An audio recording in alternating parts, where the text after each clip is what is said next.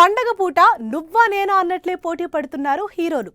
సంక్రాంతి పండగకి ఆడియన్స్ కి అదిరిపోయే ట్రీట్ ఇచ్చేందుకు రకరకాల స్టోరీస్తో రెడీ అయ్యారు. కాకపోతే గ్యాప్ లేకుండా అందరూ ఒకేసారి ఎంట్రీ ఇవ్వటమే కాస్త ఇరకాటంలా మారింది. అందుకే ఈ పోటీ తప్పించేందుకు ప్రొడ్యూసర్స్ రకరకాల ప్రయత్నాల్లో పడిపోయారట. సంక్రాంతి పండగొచ్చిందంటే సినిమాల జాతర వచ్చినట్టే. ఈసారి కూడా టాలీవుడ్ లో ఫుల్ హంగామా జరగబోతోంది.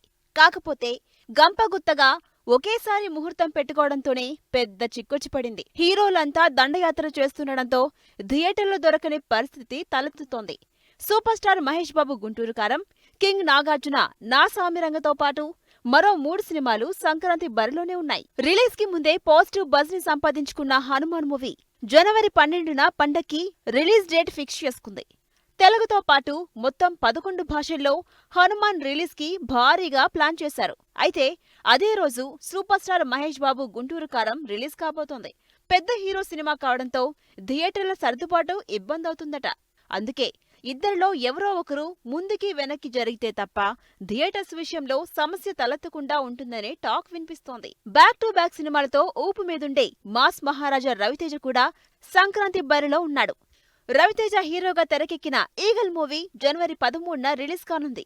విక్టరీ వెంకటేష్ నటించిన క్రైమ్ థ్రిల్లర్ సైంధవ్ కూడా అదే రోజున రిలీజ్ డేట్ ను ఫిక్స్ చేసుకుంది. సో 2 రోజుల్లోనే 5 సినిమాలు రిలీజ్ కి రెడీ అయ్యాయి.